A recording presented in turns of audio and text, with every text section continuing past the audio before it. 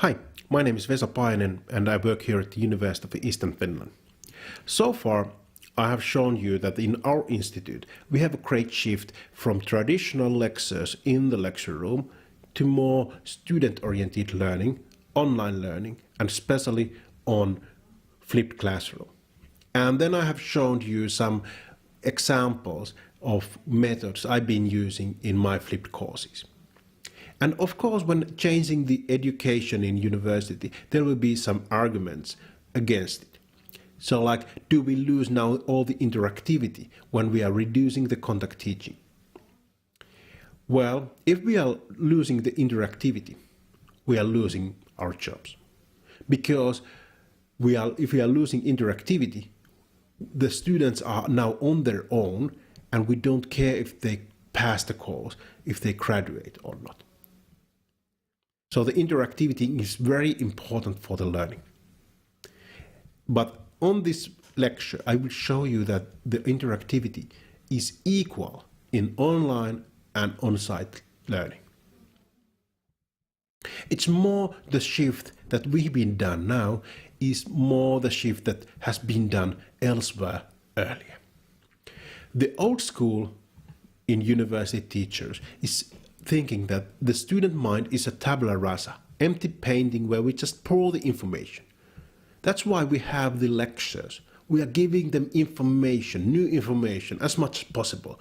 And then they are making notes and listening and trying to memorize. And then they are memorizing and reading the notes before the exam, writing the exam and forgetting everything. But what if there exists already some prior knowledge that could be used for these new learnings? So the student just makes some new connections in the mind and some rewiring of the mind. So, okay, actually this kind of connection is also there. And then the learning of these new things is much easier. And this shift from the tabula rasa to use the prior knowledge is much on the shift from behaviorism to constructivism. And this was done in all school levels decades ago, except universities. We are still stuck a lot in the classical lectures. And the shift from behaviorism to constructivism is much on interactivity. And it's actually a very good goal for education. It has much longer tradition than the constructivism itself. So, 1915, Dewey was showing that spirit of free communication and interchange of ideas should be the very basis of universities. And in autobiography of J.R.R. Tolkien, he was saying the same, that in the post-war universities, this free communication was lost. Students wanted to graduate. And 1929, Lev Vygotsky had experiments to show that the learning is emerging naturally from social interactions, not just by reading the books or listening the lectures, but by doing, working together. And even 100 years ago, it was shown that students can learn even outside the classroom. So even outside the campus, so there can be co-op education. And still, if we want to keep the teaching in the same way as it's been for generations, that's impossible. 1860s, there was a great shift in university teaching. So they wanted to first make graduating faster. There was some evaluation changes, etc. So whether we are doing old school teaching, it never can be the same as in the ancient Greek.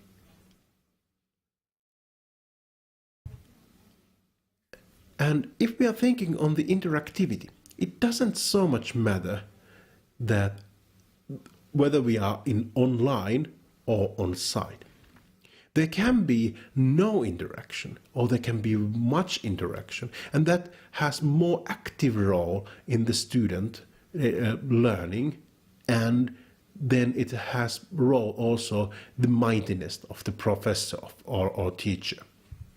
So in the classroom, if we are giving a lecture without any communication from the students, no students will ask any questions, there is no interactivity, it's just pouring the information. We are almighty because we have all the information that is needed, and then we are giving some pieces of this information to the students. And the students, they are only passive. They are just listening, making notes. Then before exam, they are reading the notes and doing the exam. But actually, on these lectures, we can have questions and answers.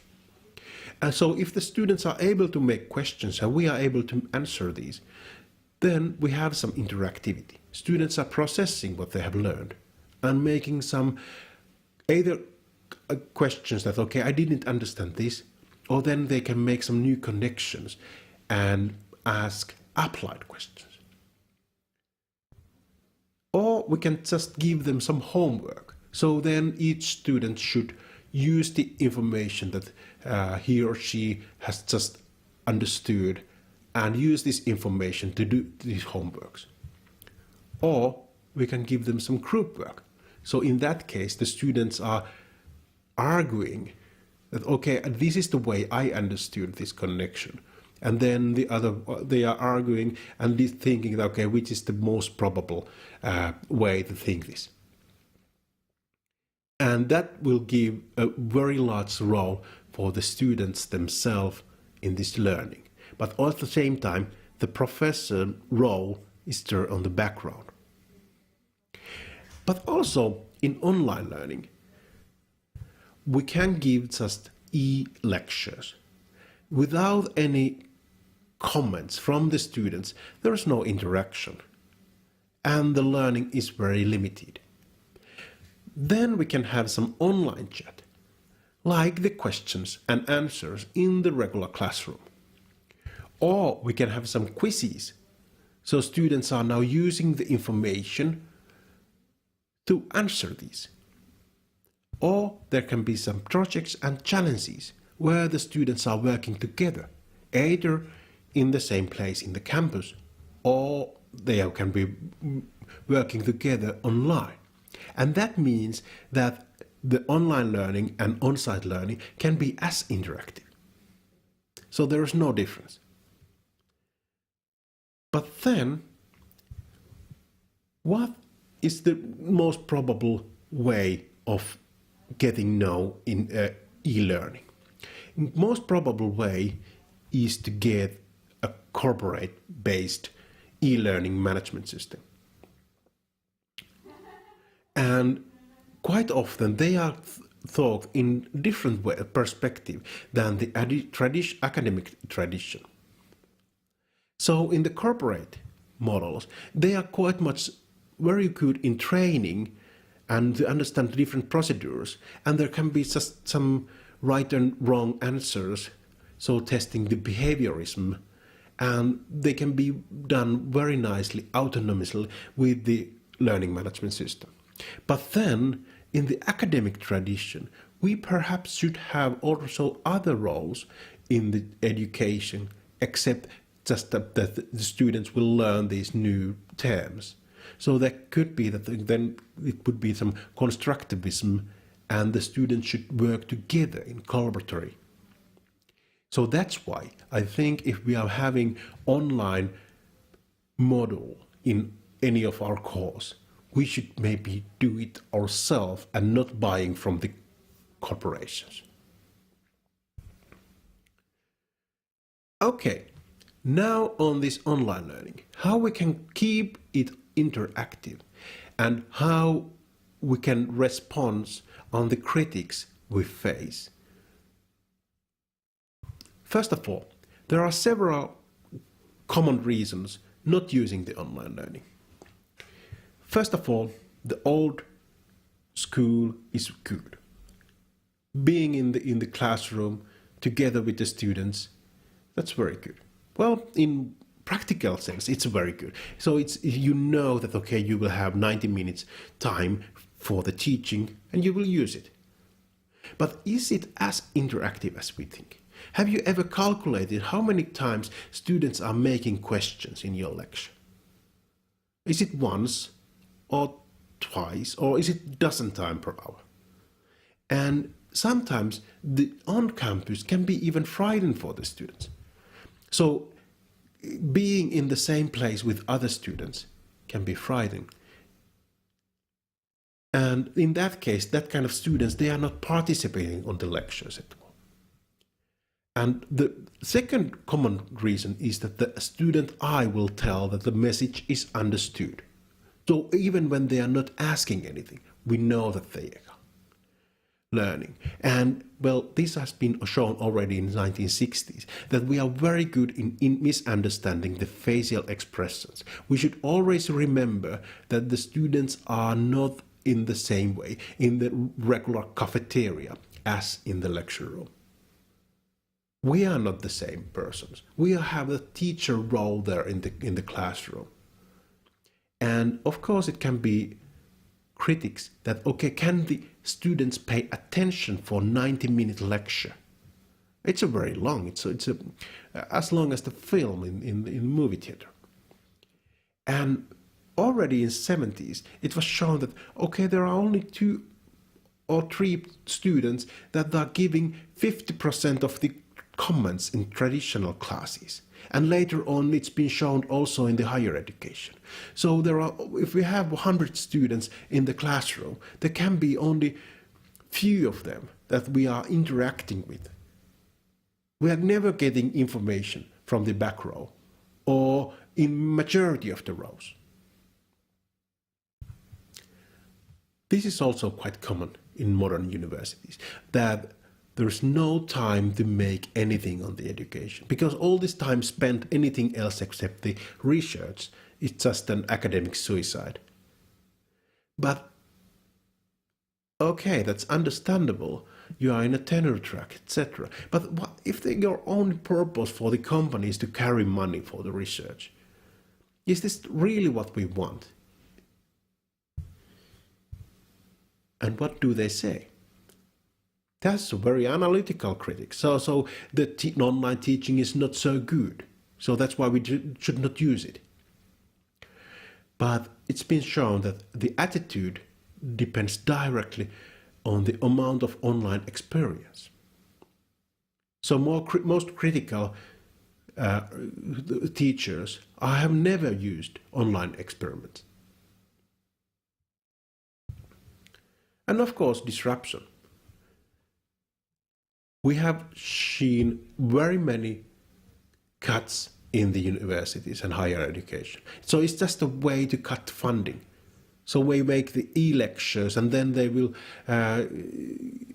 send us away from the university and use the e-lectures. But actually, having e-lecture is not the same thing as the education. There's no interaction. So that's why, for the interactivity purpose, the education can be actually the last place where the humans are still working. And you are not the only one who prefer on-site if you've never been using online teaching. So those that have no online teaching experience always think that on-site teaching is much better or better. And teachers who have some online teaching experience are not thinking that online is better, but they are equally good. It's just a different way of learning, and it can be distributed for more students. And when we are shifting the teaching from the traditional lectures to more student-oriented or online learning or flipped classroom, there can be some scaling, that who's in charge, who's talking in the classroom during this course. So we can have lectures and e-lectures just made by instructor? Who choose the topics on what we have in this course? Or is student just monitoring, or does he have any freedom on these topics, etc.? And who is answering the questions? Is it that the students are asking from other students, or are they always asking from the teacher? And are the students just using the knowledge or producing the knowledge? And who is evaluating the learning? So quite often courses, even in online, can be that the instructor is the one who is evaluating the exam. But we could actually think at the same time, when we are shifting our teaching, that could we have student making self-evaluation? Could the students evaluate each other? So in that case, we could have quite different way of evaluation also. And then in institutional way, so the administration, there are also several good reasons why to use online learning. There can be some flexible teaching. The students can be accessible to the learning when they are not on the campus, and it can be then supplement in class lectures, or there can be some new opportunities to learn together, etc. And these reasons can have social impacts or research impact or pedagogical or economical impact. So that's why in several universities, especially in US, they are not only using that these courses we have online, but actually these curriculums we have online. But okay, if we have common critics that don't have so solid base on online learning, so what kind of critics we should remember when we are making the courses? First of all, without some kind of discussion, the distance learning is pretty worthless. That's a good argument. So we should have some feedback, some kind of comment area, some kind of chat forum, etc., to have the discussion. Otherwise, it's just information one direction only. And also that the problem in online courses is not so pass rate, but the dropout and the lack of study skills. So we need to make some attention on how we can improve the study skills of the students and how we can limit the dropouts. Because it's very easy to enlist on the course that is online, but it's also very easy to drop out during the first days. And when they have been doing a large-scale studies, they've been showing that the students in online learning, they are performing better than those that are receiving face-to-face instructions.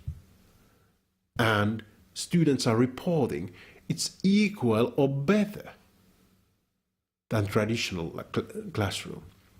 So it can be better to be online, but there are certain things that we should remember.